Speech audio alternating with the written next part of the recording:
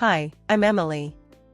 For years, I've been hustling hard as an advertising agent in the house my grandpa left me.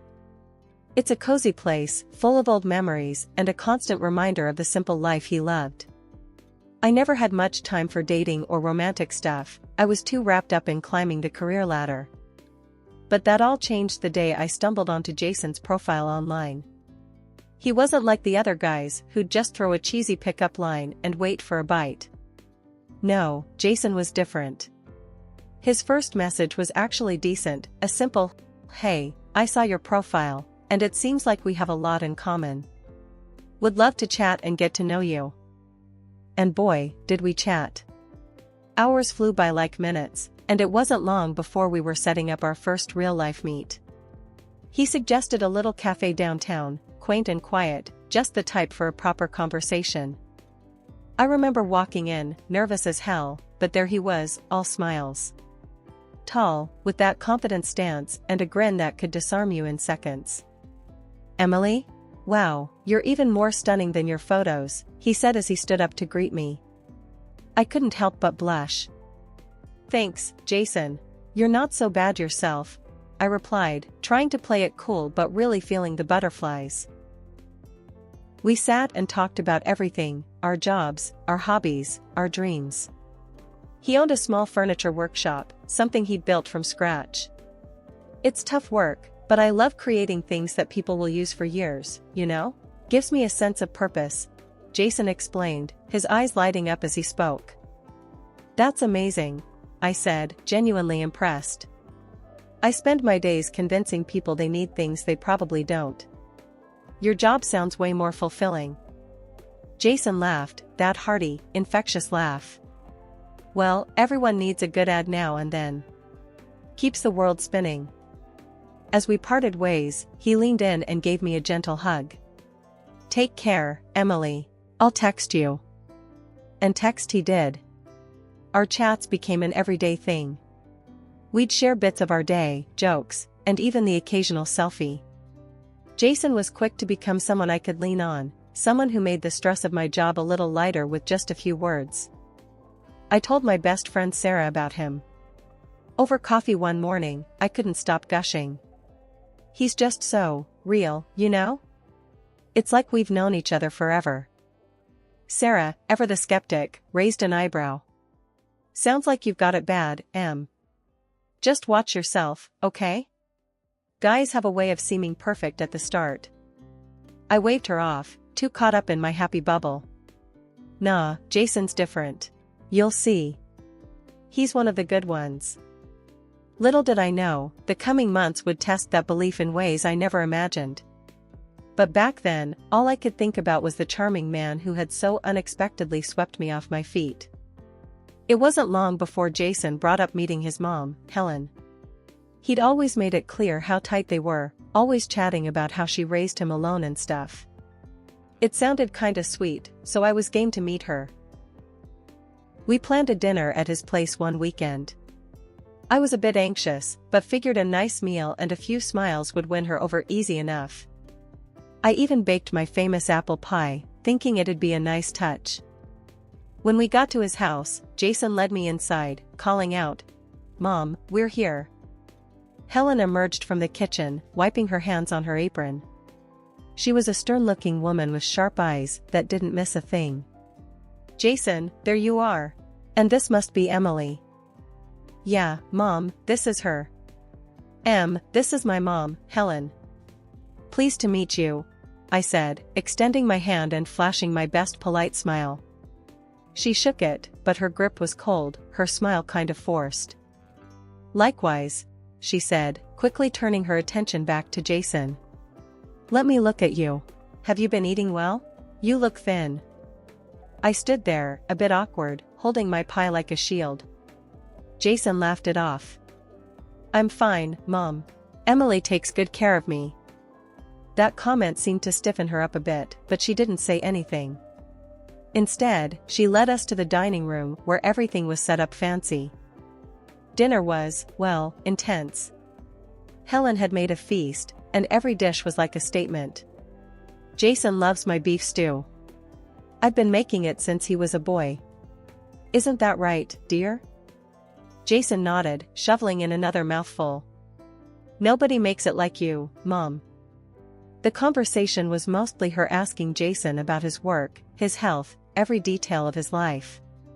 I felt more like I was watching a two-person play than being part of the dinner. After we ate, I brought out my pie, hoping to break the ice a bit. I hope you like apple pie, Helen.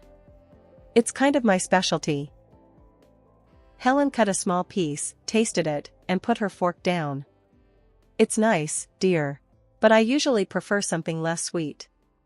Jason, remember the pies your Aunt Linda used to make? Jason nodded, quick to please. Yeah, those were great. But Em's pies are awesome too. The evening dragged on with me feeling more out of place by the minute. When we finally left, Jason was all apologies. Sorry if Mom was a bit cold tonight. She's just protective, you know? Yeah, I get it. Family's important, I said, trying to keep the disappointment out of my voice. But inside, I felt a chill that hadn't been there before. On the drive home, I couldn't shake off the feeling that Helen hadn't just been cold, she'd been downright icy. Jason, does she not like me or something? He sighed, steering with one hand. Nah, she's just like that. Give her time. She'll warm up to you. She just needs to see you're good for me, that's all. I wanted to believe him, really did. But something in the pit of my stomach told me it wasn't going to be that simple. Helen wasn't just protective, she was marking her territory, and I had unwittingly stepped right into the middle of it. As the wedding plans kicked into final gear, there was one thing that kept nagging me. Jason hadn't mentioned anything about inviting his dad. One evening, while we were sifting through guest lists and seating charts, I finally brought it up. Hey, Jason, I noticed your dad's not on the guest list. Aren't you gonna invite him? Jason looked up from the papers, his face a mix of confusion and discomfort. No, I don't see him. He left us, just walked out on Mom and me. We haven't talked in years. I couldn't shake the feeling that there was more to the story. Curiosity got the better of me, and I decided to dig around a bit. A couple of calls and internet searches later, I had his dad's number. Taking a deep breath, I dialed it, my heart pounding as it rang. Hello? The voice on the other end was wary, but calm. Hi, I'm Emily, Jason's fiancée.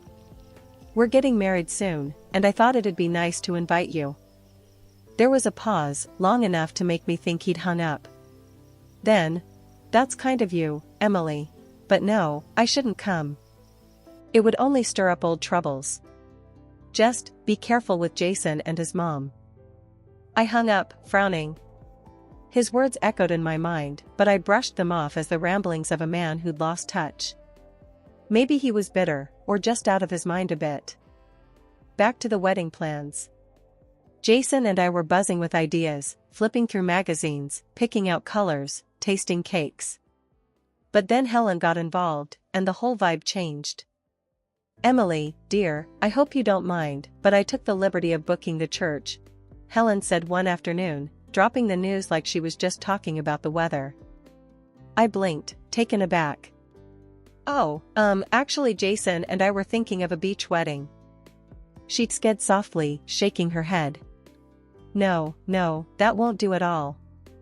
A traditional wedding is what everyone expects. And it's what's best for family photos, you know? Jason didn't say a word, just nodded along with whatever his mom said. It was like suddenly I wasn't the bride anymore, I was just a guest at my own wedding. I'd always dreamed of a simple, elegant cake with wildflowers.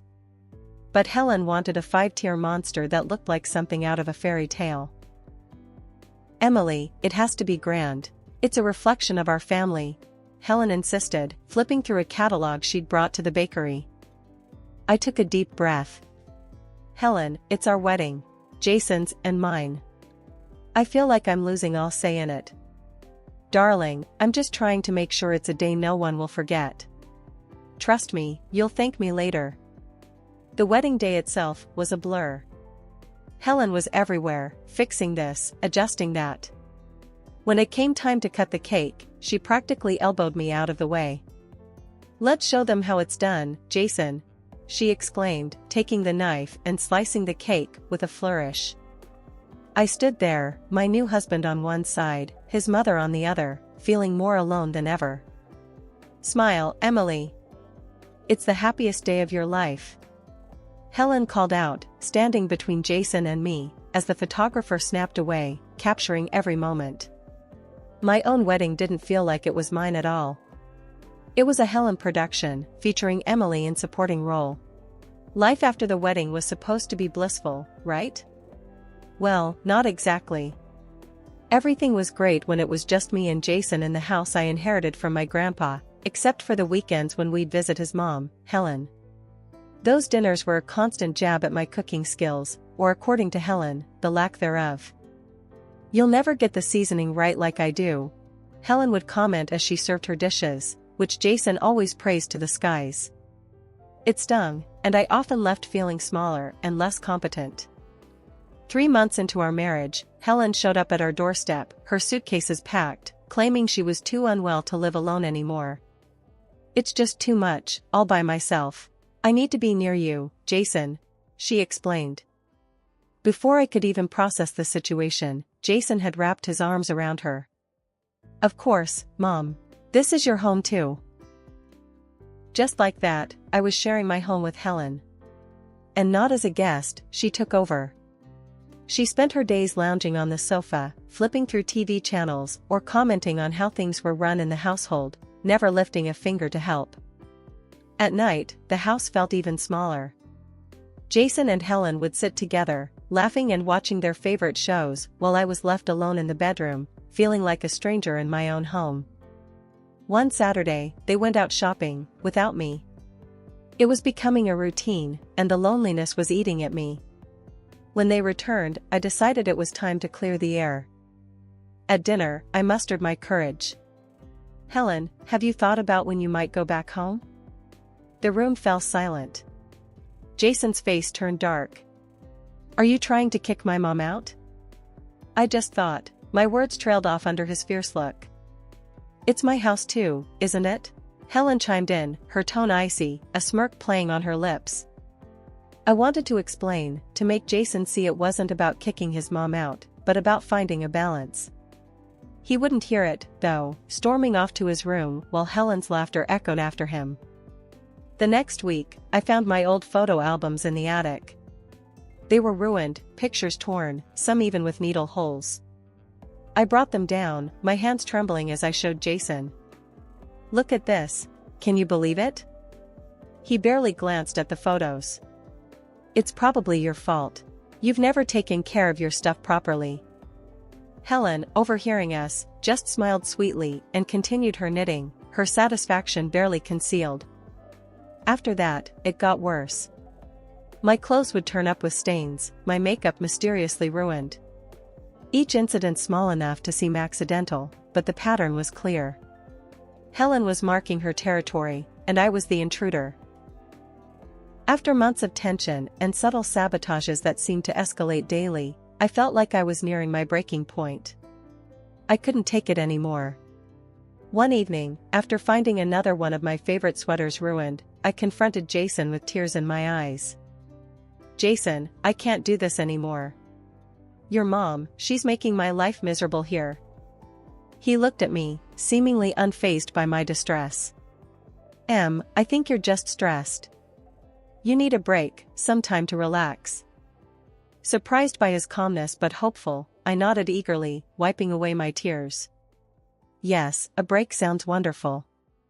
Maybe we could go somewhere, just the two of us?" Jason smiled, his solution apparently ready. "Actually, I already thought of that. I've planned a trip for you, a mountain hike. I thought it'd be good for you and Mom to spend some quality time together, to fix things." My heart sank. "What? Jason, no, It's settled, Em. Either you're serious about fixing this, or you don't care enough about us. My mom's already looking forward to it." Feeling cornered, I agreed, though every part of me screamed that it was a bad idea. Helen seemed unusually chipper about the trip, her backpack packed with a speed that was unsettling. The hike started off well enough. The weather was perfect, the scenery breathtaking. Helen kept pace initially, her demeanor calm and almost pleasant. But as the trail became more rugged, she began to falter. "I need to rest a bit, dear," she said, sitting heavily on a nearby rock. "Sure, Helen. Do you want some water?" I asked, concerned despite everything. She waved me off. No. Just go see how far the group is. I'll catch my breath here." I climbed a small rock to get a better view. "They're just up ahead. We can catch up if we..." The push came suddenly, unexpected. I felt a sharp shove between my shoulder blades, sending me sprawling forward down the slope. Pain shot through my body as I tumbled, coming to a jarring stop against a tree. The last thing I remember was the darkness. I regained consciousness from the pain. Dazed and hurting, I struggled to sit up. My leg was twisted at an odd angle, pain flaring with even the slightest movement. Panic set in as I realized Helen was nowhere in sight, and neither was my backpack, with my phone, water, and food. As night fell, the temperature dropped. I managed to pull myself onto a large rock, away from any wildlife that might be roaming. The cold seeped into my bones, and I shivered uncontrollably, waiting for dawn. When the light finally broke, I assessed my situation. I had to move, staying there wasn't an option. Gritting my teeth against the pain, I slid off the rock and started hobbling in the direction I thought the bus would be. Hours later, by some miracle, I stumbled upon another group of hikers. They were shocked at my condition and immediately offered assistance. "Are you all right? What happened?" one of them asked, concern etched on his face as they helped me sit. I managed a weak smile, tears mixing with relief. "I fell. Can you help me get to a hospital?"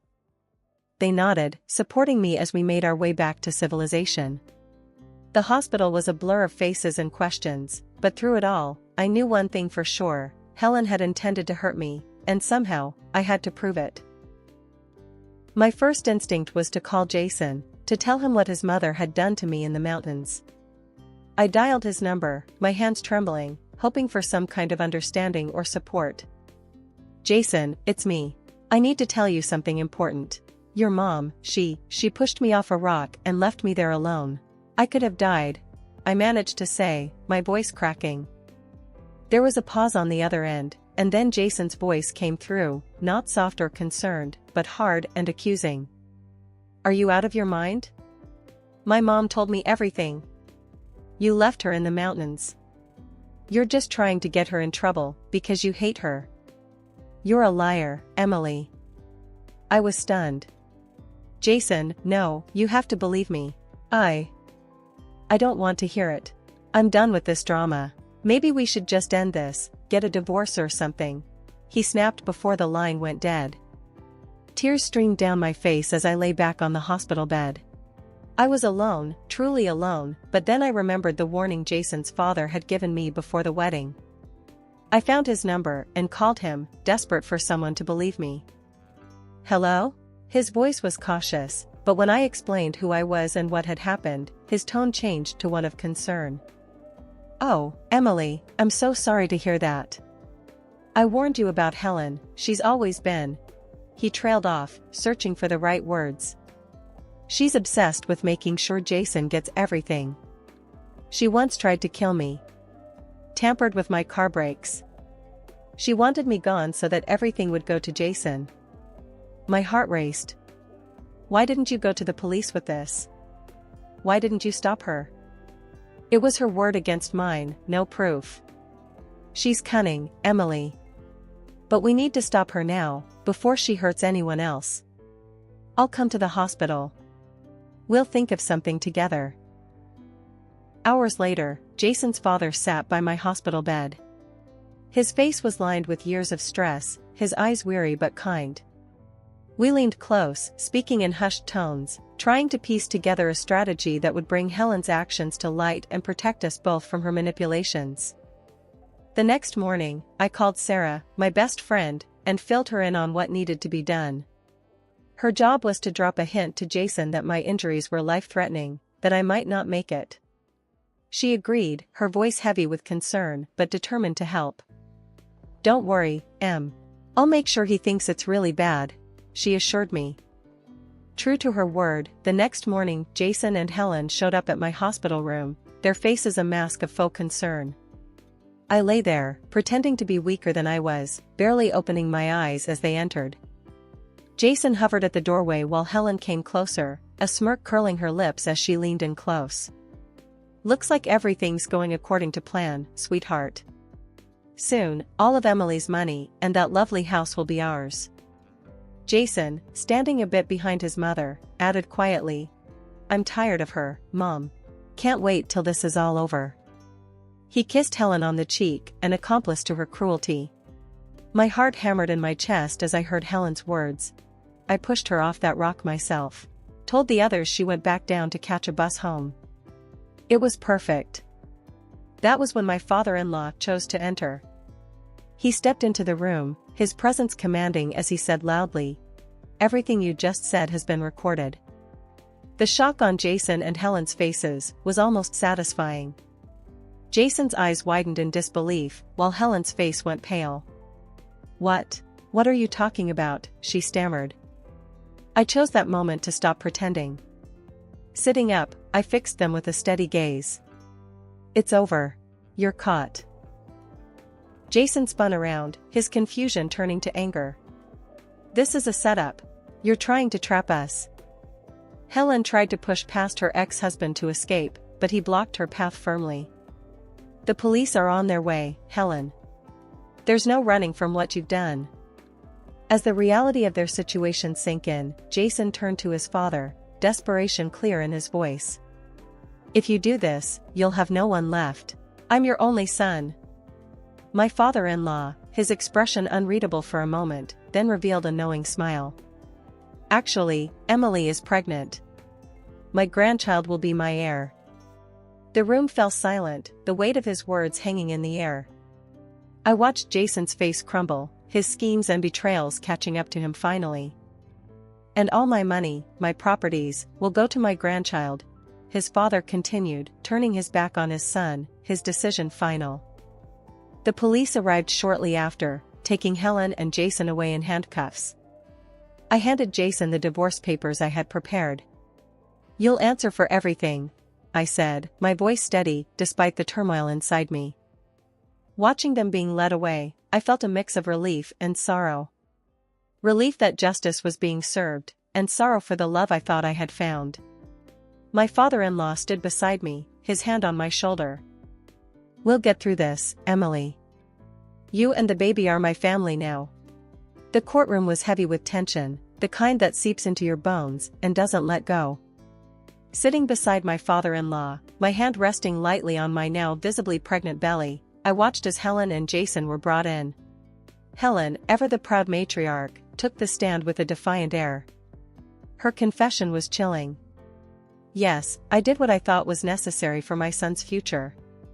He deserves the best, and if that meant removing Emily from our lives, so be it. A mother does what she must for her child's prosperity." When the verdict was read, guilty, with a sentence of several years for both, relief washed over me.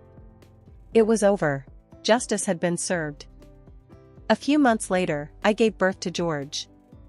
Back at home, with my newborn son cradled gently in my arms, I recounted everything to Sarah over a cup of coffee. She had been my rock throughout this ordeal, never wavering in her support. "Can you believe it's finally over?" I asked, watching my son sleep peacefully. Sarah shook her head, her eyes wide. "I still can't believe what you went through. But look at you now, stronger and with this beautiful little boy." My father-in-law, who had taken to his role as a grandfather with a joy that warmed my heart, came into the room with a tray of snacks. "You know, I've been thinking about setting up a trust for the little one. He's going to have every opportunity in the world." That night, as I put my son to bed in the nursery, I thought about how life had turned out so differently from what I had imagined. There was pain and betrayal, but also redemption and new beginnings. As I watched my son sleeping, a sense of peace settled over me. The next day, I walked around my garden, the place where I'd found solace during the darkest times. I wanted a life filled with love, honesty, and joy for my son. No shadows from the past to darken his days. As I tended to the flowers, I made a silent promise to myself and to him, to be the kind of mother who nurtures and supports, never sacrificing the well-being of her child for personal gain.